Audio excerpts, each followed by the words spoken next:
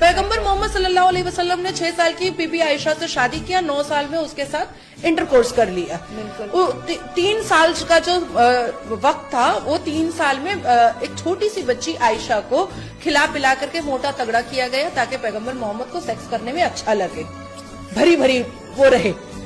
तो आप अब ये बात बोल दो तो बस गुस्ताखी नबी की सजा सरतन से जुदा। तो ये आपको अथॉरिटी की पोजीशन किसने दी? প্রিয় ভাইরা, আজ আমি কথা বলছি নাজিয়া ইলাহি খান সম্পর্কে, যিনি মোহাম্মদ সাল্লাল্লাহু আলাইহি সাল্লাম এবং হযরত আয়েশা রাদিয়াল্লাহু তাআলা আনহা সম্পর্কে অনেক কটূক্তি করেছেন। আপনি কি কল্পনা করতে পারেন কেউ প্রকাশ্যে আমাদের প্রিয় নবী মুহাম্মদ সাল্লাল্লাহু আলাইহি ওয়াসাল্লাম এবং উম্মুল মুমিনিন হযরত আয়েশা রাদিয়াল্লাহু তাআলা আনহা সম্পর্কে এমন মন্তব্য করছেন, আর সেই ভিডিও লাখ লাখ মানুষ দেখছে? প্রশ্ন হলো, একজন মুসলিম হিসাবে আমাদের প্রতিক্রিয়া কি হওয়া উচিত? শুধু আবেগ, নাকি কোরআন ও সুন্নাহ আমাদের অন্য কিছু শিক্ষা দেয়? আজকের ভিডিওতে আমরা আলোচনা করব সাম্প্রতিক এই বিতর্ক, কোরআনের সতর্কবার্তা, রাসূলুল্লাহ সাল্লাল্লাহু আলাইহি সাল্লামের মর্যাদা এবং একজন মুমিনের করণীয়। তার সাথে এটাও আলোচনা করব যে সত্যিই কি নবী সাল্লাল্লাহু আলাইহি ওয়াসাল্লাম শুধুমাত্র শেষ কারণেই এই বিয়ে করেছিলেন, নাকি তখনকার রেওয়াজ ছিল এটা, যেটা নিয়ে লাখো অমুসলিম বা নাস্তিকদের প্রশ্ন, এত কম বয়সী মেয়েকে কেন বিয়ে করবেন উনি? ভিডিওটি শেষ পর্যন্ত দেখুন ভাইরা।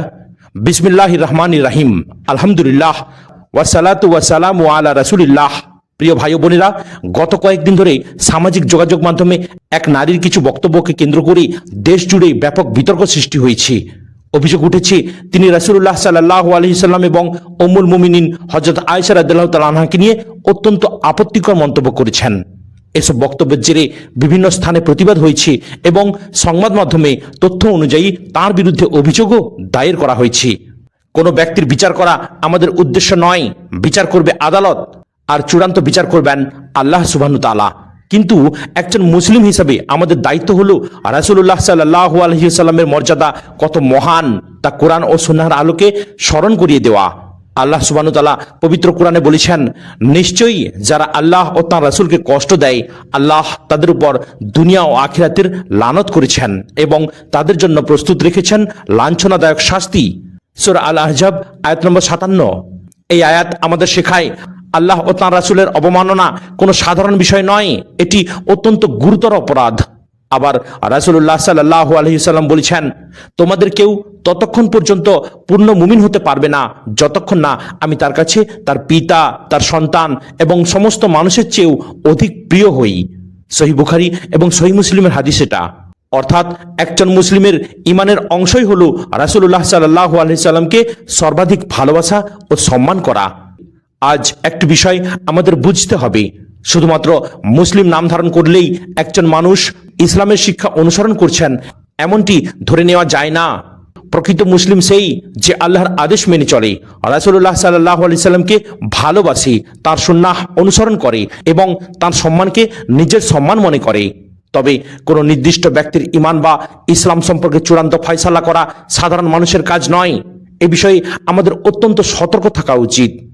প্রিয় ভাই ও বোনেরা, যদি কেউ ইসলাম, রাসূলুল্লাহ সাল্লাল্লাহু আলাইহি সাল্লাম বা উম্মুল মুমিনিন হযরত আয়েশা রাদিয়াল্লাহু তাআলা আনহা সম্পর্কে আপত্তিকর কথা বলে, তাহলে আমাদের প্রতিক্রিয়া হওয়া উচিত কোরআন সুন্নাহর শিক্ষা অনুযায়ী ধৈর্য, প্রজ্ঞা, আইনসম্মত প্রতিবাদ এবং সত্যকে দলিলের মাধ্যমে তুলে ধরা।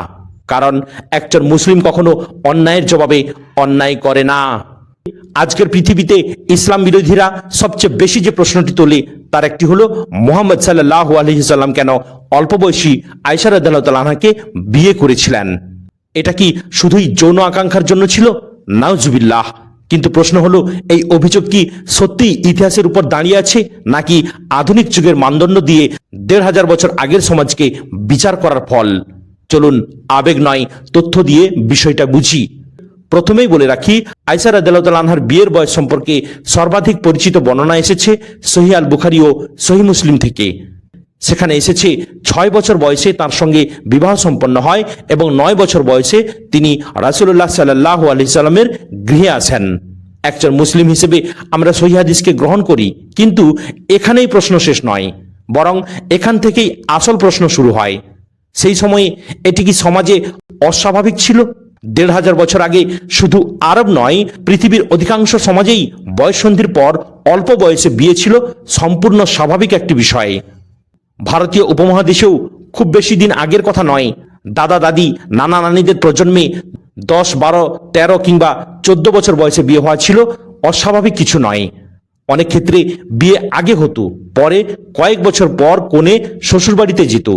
শুধু মুসলিম সমাজ নয়, বিভিন্ন ধর্ম ও সাংস্কৃতিক মানুষের মধ্যেও এই প্রথা ছিল। অর্থাৎ আজকের আইনের মানদণ্ড দিয়ে 1450 বছর আগের সমাজকে বিচার করা ইতিহাসের সঠিক পদ্ধতি নয়। এবার আরেকটি গুরুত্বপূর্ণ প্রশ্ন ভাইরা, যদি রাসূল সাল্লাল্লাহু আলাইহি সাল্লাম কেবল যৌন আকাঙ্ক্ষার কারণে বিয়ে করতেন, তাহলে তার পুরো জীবন কি সেটাই প্রমাণ করে? একবার চিন্তা করুন, রাসূল সাল্লাল্লাহু আলাইহি সাল্লামের বয়স যখন 25 বছর, তখন তিনি বিয়ে করেন খাদিজা রাদিয়াল্লাহু তাআলা আনহাকে। খাদিজা রাদিয়াল্লাহু তাআলা আনহা ছিলেন প্রায় 40 বছরের বিধবা, অর্থাৎ তিনি ছিলেন রাসূল সাল্লাল্লাহু আলাইহি সাল্লামের চেয়ে বয়সে বড়। শুধু বড় নয়, 15 বছর বয়সে বড়। আর সবচেয়ে আশ্চর্যের বিষয় কি জানেন? পরবর্তী প্রায় 25 বছর রাসূল সাল্লাল্লাহু আলাইহি সাল্লাম আর কোনো বিয়েই করেননি। এই দীর্ঘ সময়ে তিনি একজন স্ত্রীর সঙ্গেই সংসার করেছেন। যদি তার উদ্দেশ্য শুধুই কামনা বাসনা হতো, তাহলে যুবক বয়সে কেন তিনি একাধিক বিয়ে করলেন না? কেন একজন বয়স্কা বিধবার সঙ্গেই পুরো যৌবন কাটালেন? এই প্রশ্নের উত্তর কি ইসলাম বিদ্বেষীরা দেন? না, তারা শুধু আয়েশা রাদিয়াল্লাহু তাআলা আনহার ঘটনাটিকেই তুলে ধরতে চায়, কিন্তু পুরো জীবনকে আড়াল করে দেয়। এরপর যে বিয়েগুলো রাসূল সাল্লাল্লাহু আলাইহি সাল্লাম করেছেন, সেগুলোর অধিকাংশই ছিল বিধবা নারী, শহীদের স্ত্রী, অসহায় নারী কিংবা গোত্রগত সম্পর্ক সুদৃঢ় করার উদ্দেশ্যে। ইসলামের ইতিহাস পড়লে দেখা যায় প্রতিটি বিয়ের একটি সামাজিক, মানবিক বা রাজনৈতিক প্রেক্ষাপট ছিল। আর আয়েশা রাদিয়াল্লাহু তাআলা আনহা, তিনি কি শুধু একজন স্ত্রী ছিলেন? না, তিনি ছিলেন ইসলামের অত্যন্ত শ্রেষ্ঠ আলেম। তিনি প্রায় 2000-এরও বেশি হাদিস বর্ণনা করেছেন।